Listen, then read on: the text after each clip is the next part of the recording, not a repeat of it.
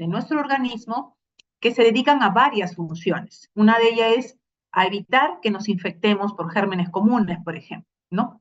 Otras que tienen la capacidad de evitar la generación o la regeneración rápida de células. Esta tiene que ser controlada para poder subsistir adecuadamente. Y la otra es a que tiene la capacidad de tolerar nuestras propias células. Entonces, a esas tres grandes actividades o a funciones que tiene el sistema inmune, didácticamente las han dividido en tres, ¿no? La actividad antiinfecciosa para evitar las infecciones, la actividad antitumoral o antineoplásica o antiproliferativa, también se le denomina así, para evitar las neoplasias o cáncer. Y la otra es la actividad de tolerancia a lo propio, es decir, evitar o controlar, si es que ya tiene el paciente la enfermedad, enfermedades autoinmunes o alérgicas. Otra definición que ustedes deben de tener en cuenta antes de comenzar con esta clase es que cuando nosotros evaluamos o hablamos del sistema inmune y querramos ver la evolución de estas infecciones tanto en el paciente inmunocompetente como inmunosuprimido, tenemos que diferenciar bien estos dos grandes grupos. ¿Por qué? Porque justamente el sistema inmune en ambos está, pero en uno de ellos, en el inmunocomprometido, es deficiente, ya sea uno de los tipos de inmunidad que ahorita vamos a pasar a revisar, y en el otro, el sistema inmune está al 100% funcionando. O sea, esa es la gran diferencia que nosotros debemos de tener. Perdón, disculpen. Gracias. Debemos de tener en cuenta esta gran diferencia porque es ahí donde nosotros, además de identificar a nuestro paciente si es inmunocomprometido o inmunocompetente, vamos a poder brindarle tanto información como el tratamiento adecuado. Mejor lo voy a poner en grande. Está bien así. Sí se puede ver, ¿no es cierto? Me avisan, por favor. Sí, doctora. Ya, muy bien. Entonces, ya hablando específicamente del sistema inmune, nuestro sistema inmune está dividido en dos tipos de inmunidad, de acuerdo al origen. Tenemos la inmunidad innata, con la cual nosotros nacemos, y se caracteriza por ser una inmunidad específica, es decir, ataca a todos los gérmenes o a todos los patógenos que nos invaden o que nos lesionan. Y esto está dado sobre todo por la función de las células fagocíticas, sobre todo por los polimorfonucleares, y dentro de ellos tenemos a los neutrófilos. Y ustedes saben los diferentes tipos de neutrófilos que tenemos. Esta inmunidad innata, que también debemos conocer bien, ¿de qué nos protege o qué evita que nos infectemos? Evita que nos infectemos de bacterias extracelulares no encapsuladas y algunos hongos. Mientras que la inmunidad adquirida es la cual nosotros vamos adquiriendo, como su mismo nombre lo dice, o añadiendo a nuestro sistema inmune durante nuestra vida, ¿no? Luego de exposiciones únicas o repetidas con gérmenes o con células proliferativas o con alergenos en el tiempo, ¿no? La adquirimos en el tiempo de vida. Esta a su vez se divide en dos tipos de inmunidad. Hay una inmunidad adquirida humoral que se caracteriza sobre todo por la formación de inmunoglobulinas por los linfocitos B, y la inmunidad celular es donde actúan las citoquinas producto de la activación de los linfocitos T. Ambas ramas de esta inmunidad adquirida nos van a producir protección sobre gérmenes encapsulados en el caso de la inmunidad humoral o los anticuerpos, que ustedes de repente lo conocen como anticuerpos, o sobre los gérmenes tanto intra o extracelulares en el caso de la inmunidad celular. Hasta aquí todo es teoría, fisiología. Ahora sí, ¿a quiénes le llamamos inmunocomprometidos? Porque la clase es infecciones oportunistas en pacientes inmunosuprimidos o inmunocomprometidos, ¿no?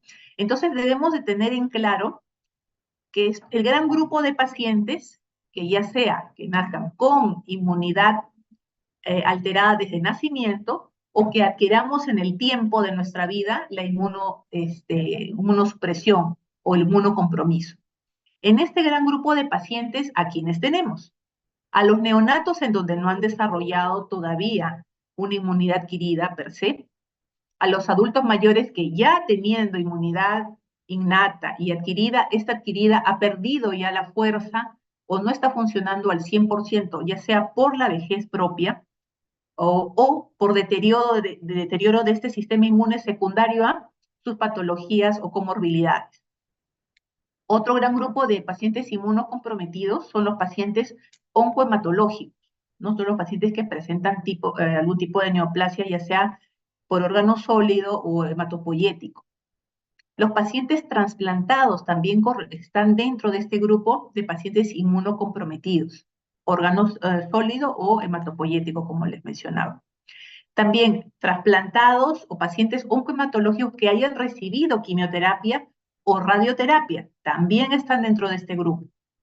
Los pacientes que han recibido o tengan la enfermedad de injerto huésped también son inmunocomprometidos, así como los pacientes que son diagnosticados de VIH-Sida. Obviamente, todas estas patologías estamos refiriéndonos a pacientes en donde tienen esta condición y además esa está no controlada. Los pacientes con corticoterapia crónica, por motivos distintos, de patologías distintas, por ejemplo, cuadros respiratorios como asma, como fibrosis pulmonar, o artritis reumatoidea que usan corticoide de larga data, están dentro de este grupo. O la ingesta de drogas inmunosupresoras, ¿no? Los pacientes que toman, por ejemplo, metotrexate, azatioprina, ciclofosfamida, 6-mercaptopurina, también están dentro de este grupo de pacientes inmunocomprometidos. Los pacientes con enfermedades endocrinológicas a la cabeza, diabetes mellitus, tiroideopatías, ¿no? Lesiones de páncreas, de glándula suprarrenal. Los pacientes con enfermedad renal y cardíaca crónica, estamos hablando de fallas cardíacas o renales crónicas, en donde además pueden estar descompensadas, o los pacientes hepatópatas, ¿no? Crónicas, ya sea por algún tipo de lesión infecciosa, bacteriana, viral, tipo hepatitis B o C, o daño por alcohol, por ejemplo, ¿no? Enfermedades del tejido conectivo, todas las que ustedes conocen dentro de la especialidad de reumatología, también son considerados pacientes inmunocomprometidos. Y los pacientes con malnutrición en los extremos, ¿no? Malnutrición por exceso, que es la obesidad, o por defecto, que es la desnutrición. Y dentro de ellos también consideramos al paciente con alcoholismo. Entonces, recordemos que este gran grupo de pacientes tienen unas características especiales, que su sistema inmune está comprometido. Entonces, cuando estemos frente a estos pacientes, debemos primero determinar cuál es la inmunidad que está comprometida, la innata o la adquirida. Si es la innata, la patología que grafica mejor el déficit o la alteración de la inmunidad innata es los pacientes que tengan estos inmunocompromisos asociados a neutropenia.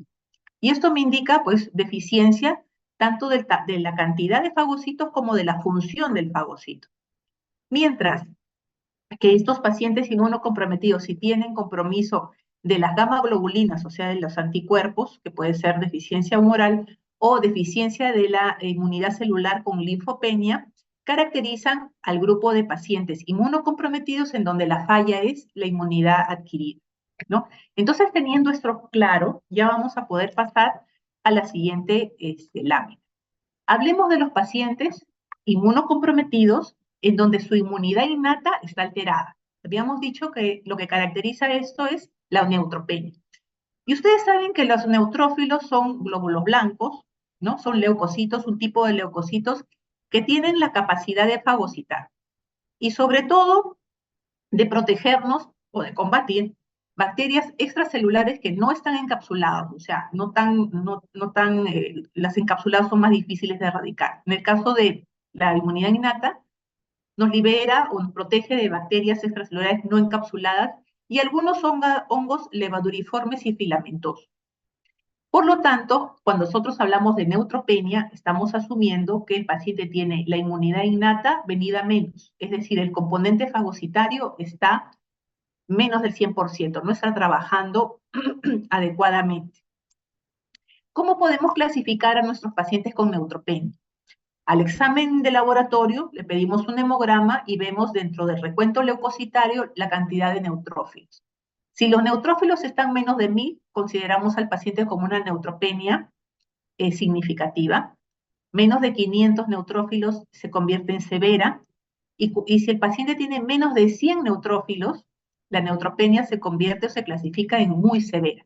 Entonces, si ustedes tienen un paciente con alguna condición de inmunosupresión y además tienen un hemograma con neutropenia, entonces lo primero que ustedes van a pensar es, este señor o esta paciente tiene compromiso del sistema inmunitario innato, y que lo más probable es que en ella o en él se presenten infecciones por bacterias extracelulares encapsuladas y hongos levaduriformes y filamentosos. Y como yo tengo eso en mi teoría, lo que le voy a brindar al paciente hasta que mejore o hasta que le hagamos sus exámenes auxiliares para determinar cuál es el germen causante de esta neutropenia y de toda esta molestia, es brindarle tratamiento empírico bajo este criterio, ¿no? Cobertura, antibiótico terapia o fármacos que cubran bacterias extracelulares no encapsuladas, que ahora luego vamos a pasar a describir cuáles son ellas, y para hongos levaduriformes y filamentosos, ¿no? Entonces, ahí es donde ustedes identifican la inmunidad alterada, cuál de ellas, innata o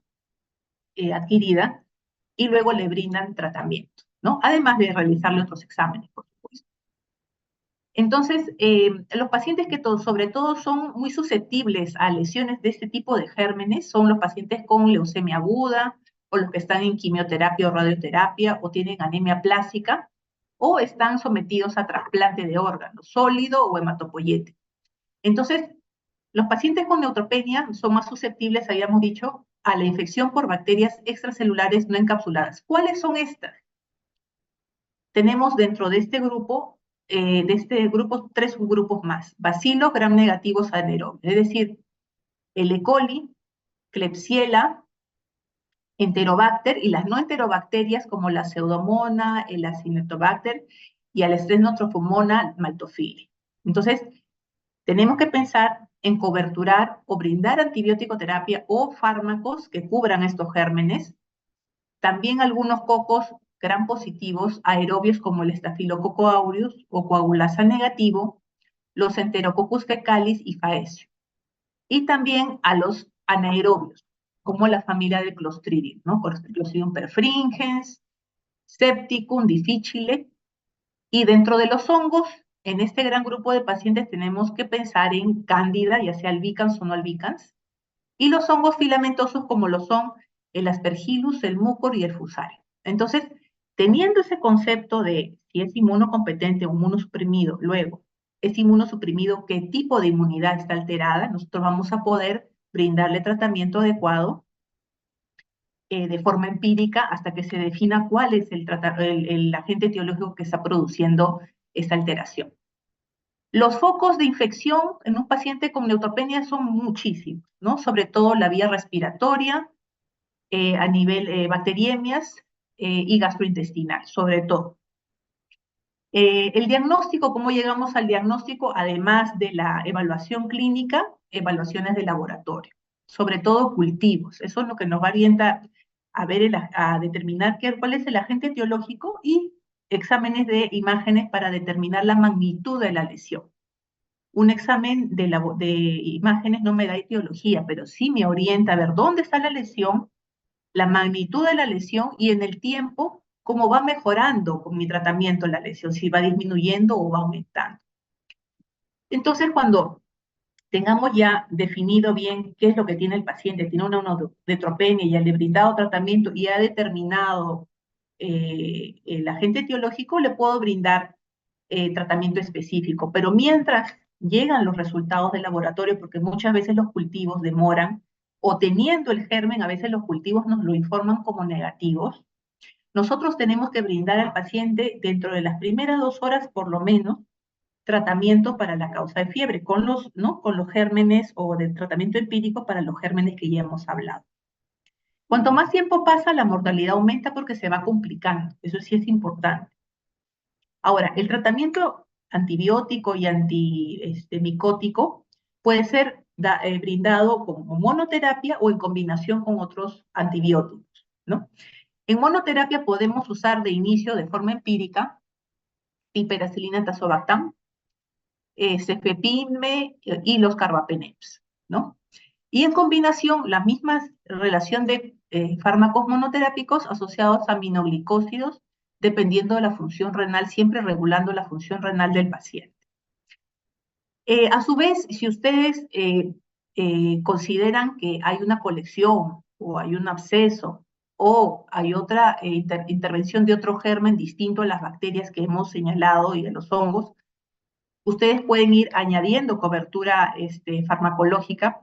Por ejemplo, para anaerobios con metronidazol y vancomicina, que además la vancomicina cubre muy bien estafilococo meticilino resistente o penicilino resistente. Y si el paciente tiene falla renal o hace falla renal por vancomicina, podemos cambiarlo al linezolid, que no es nefrotóxico, es muchísimo menos nefrotóxico que la vancomicina. Y si vemos, por ejemplo, algún tipo de lesión herpética o vesículas o que se haya complicado este paciente con probable infección por la familia del herpes virus, podemos también agregarle aciclovir. Pero el fundamento del tratamiento gira en torno a la cobertura antibiótica por los gérmenes o las bacterias no encapsuladas y los hongos filamentosos o levaduriformes. Para los hongos que tenemos, el anfotericin B a la cabeza porque es un antimicótico, es un polieno de muy amplio espectro. Luego tenemos ya la caspofungina, voriconazol o fluconazol. Estos fármacos antimicóticos generalmente los usamos cuando ya tenemos la aproximación al diagnóstico. De repente hemos identificado un aspergillus, ¿no? Entonces ya el tratamiento es voriconazol. Entonces vamos cambiando dependiendo, o vamos ajustando la dosis o cambiando la terapéutica dependiendo cómo salgan los resultados del laboratorio. Muy bien. Eso es con respecto a la alteración de la inmunidad innata. Pero ahora pasamos a la alteración de la inmunidad humoral, ¿no? Les llega un paciente con las características de inmunosupresión que ya hemos definido en el cuadro anterior, pero ustedes sospechan que tiene compromiso de los anticuerpos, ¿no? Puede ser agama o hipoglobulinemia, ya sea congénita o adquirida, porque hay pacientes, aunque un porcentaje muy bajo, pero sí hay pacientes que nacen con déficit de formación o nacen sin inmunoglobulinas.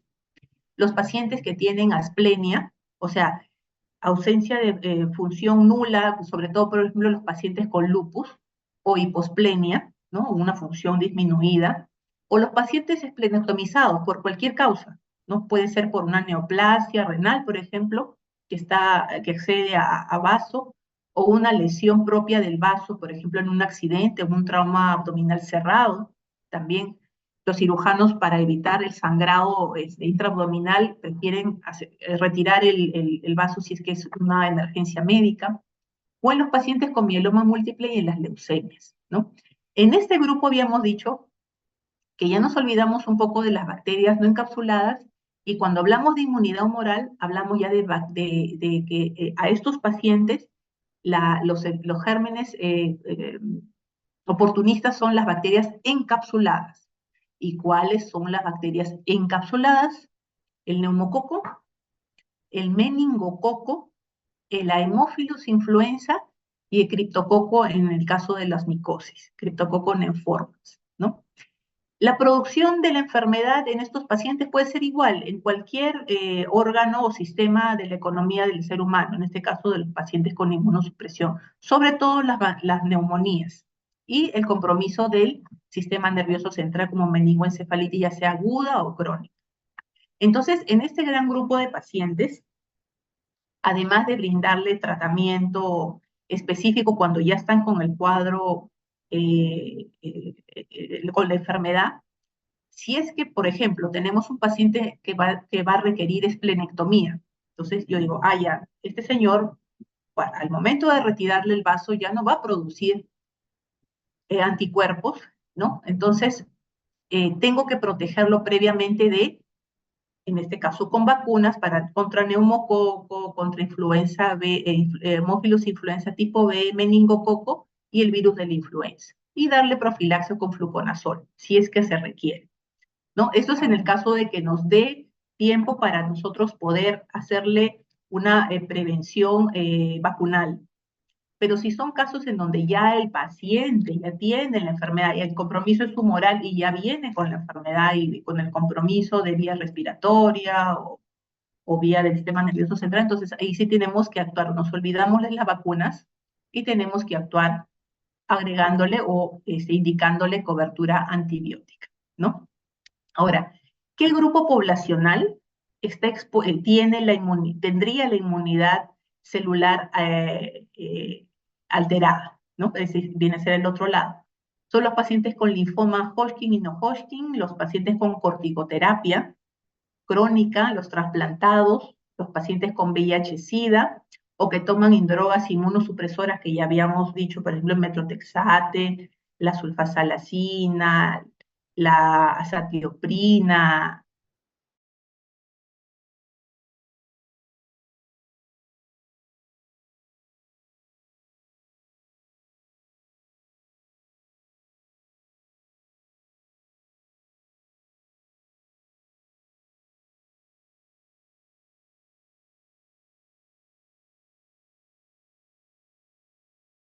Hemos terminado de la inmunidad humoral, ¿no? La celular.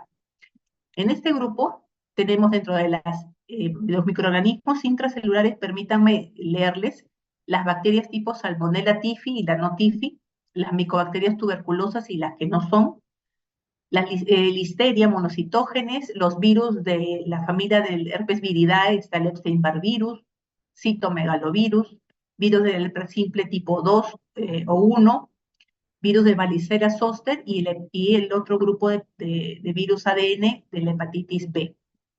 Los hongos levaduriformes, como Cándida, por ejemplo, y algunos microorganismos endémicos como el Pneumocystis jirovecii y algunos endoparásitos como Toxoplasma gondii. Y dentro de los microorganismos extracelulares están los ácaros y los helmintos. Entonces, en este grupo de pacientes que su inmunidad adquirida está alterada, y yo he identificado que es la inmunidad celular la alterada, estos son los gérmenes que pueden atacar o producir enfermedad en este grupo de pacientes. Y a ellos les tengo que brindar el tratamiento específico para cada microorganismo, dependiendo cómo salgan mis resultados. Entonces, hemos revisado la inmunidad, ¿no? ¿Por qué puede disminuir la inmunidad? Porque puede nacer así el paciente o porque en el tiempo yo voy adquiriendo o haciendo que mi inmunidad, por algunos motivos, vaya disminuyendo su función. Pero hay otra forma de alteración de la inmunidad, y es cuando nosotros específicamente tenemos un paciente que nació sano, que no tiene alteraciones de la inmunidad, que en el transcurso de su vida todo iba bien y su inmunidad adquirida a través de vacunas o de exposición a algunos gérmenes iba enriqueciendo su sistema inmune, pero en el camino se le presentan algunas patologías que requieren ser controladas y que requieren tomar inmunomoduladores, ¿no? Entonces ahí también nosotros generamos a través de la administración de medicamentos alteraciones de la inmunidad. O sea, no nace ni tiene alteraciones en la adquisición de inmunidad adquirida, sino en cuando le brindamos tratamiento, bajamos su inmunidad. Por ejemplo, paciente que en el transcurso de su vida todo estuvo bien, pero tuvo una neoplasia. Entonces tenemos que, además de hacerle diagnóstico, brindarle quimioterapia, que no solamente destruye las células en mitosis persistente y continua, sino otras que están en mitosis. La corticoterapia crónica, ya habíamos dicho, para pacientes, por ejemplo, con problemas de vía respiratoria crónico, reumatológicos, etc. El uso de análogos de purina, ¿no? Acetioprina, ya les había comentado, por ejemplo. Y los que comenzamos a administrarles o a indicarles anticuerpos monoclonales, ¿no? Entonces, este grupo de pacientes hacemos a través de la farmacoterapia que baje su inmunidad para que el organismo comience o evite la destrucción de nuestras propias células o controle la inflamación crónica en otros casos. ¿Qué otra forma yo puedo producir inmunosupresión en un paciente o puedo condicionar a que ataquen ciertos gérmenes a los pacientes cuando hacemos procedimientos invasivos, tipo colocación de sonda vesical, colocación de catéteres vasculares, intubación en ventilación mecánica, una cirugía prolongada, sobre todo, nutrición parenteral total o parcial, etc. Entonces, estoy abriendo más vías de ingreso, claro, de medicamentos y de aire y qué sé yo, de evacuación de orina, pero también estoy dejando que pasen en el tiempo, ¿no? Algunos gérmenes al organismo del paciente, condicionando también su sobreinfección. Entonces, esas son las otras formas en las cuales el paciente que no siendo inmunocomprometido puede convertirse en inmunocomprometido, ¿no? Otras son las infecciones relacionadas con la epidemiología, es decir, las enfermedades propias de algunas regiones, ¿no? Algunas enfermedades metaxénicas, algunas enfermedades zoonóticas, que tienen que ver con el lugar. O sea, el paciente nació con una inmunidad innata, ok, su inmunidad adquirida también muy bien a través de la exposición de vacunas o de enfermedades propias que las fue superando, pero por el hecho de vivir en una zona endémica, gana una infección, ¿no? Entonces, esa es otra forma de alterar parcialmente o totalmente el sistema inmune del paciente, ¿no? Eso depende de dónde ha nacido el paciente, de dónde procede el paciente, el estilo de vida, la ocupación, etcétera. Entonces, nosotros también podemos estar viendo alteraciones de la inmunidad en este grupo de pacientes, ¿no?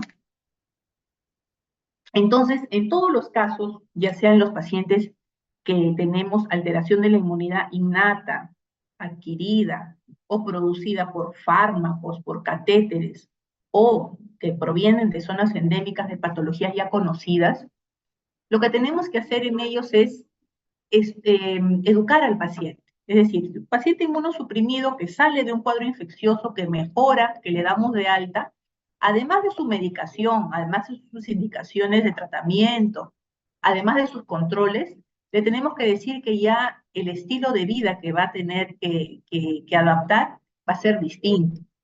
El lavado de manos es importantísimo, el uso de mascarillas o respiradores, es decir, aplicamos las medidas de control con las precauciones estándar universales de bioseguridad, el uso de mascarillas o respiradores, el lavado de manos o los guantes, evitar las zonas con hacinadas de gente o donde haya mucha gente, evitar los lugares lúgubres o que tengan mal saneamiento, y también, además, darle su profilaxia primaria o secundaria o su tratamiento medicamentoso cuando lo requiere el paciente. Entonces, es importante que el paciente con inmunosupresión sepa su condición. No es que él va a ir, por ejemplo, como tuvimos el caso de un paciente con artritis reumatoidea acá en el hospital, un policía en actividad con artritis reumatoidea que usaba tratamiento biológico, en donde la inmunidad prácticamente la tiene en vilo, o sea, bajísima.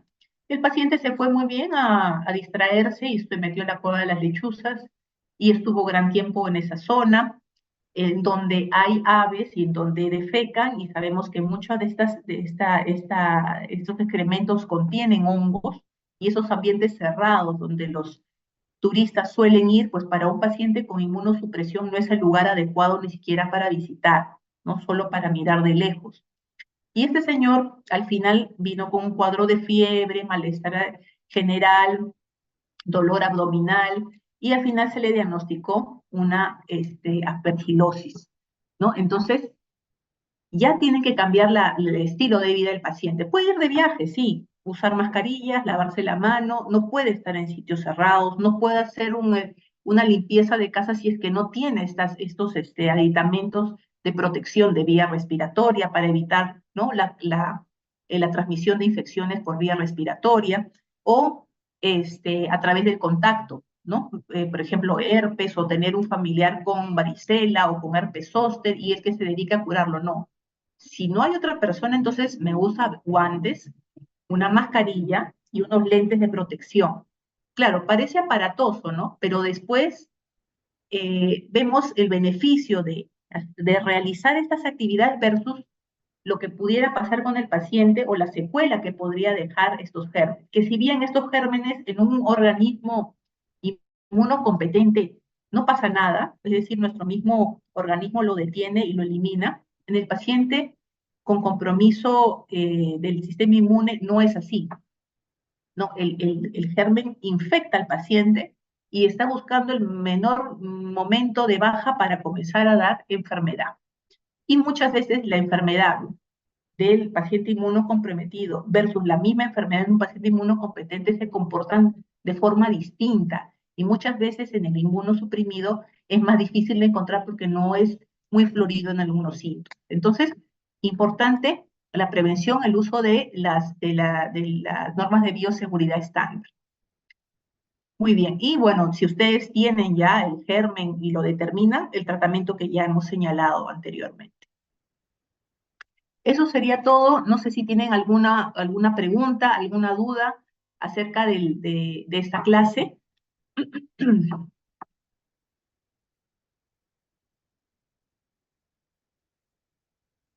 Algo que no haya quedado claro.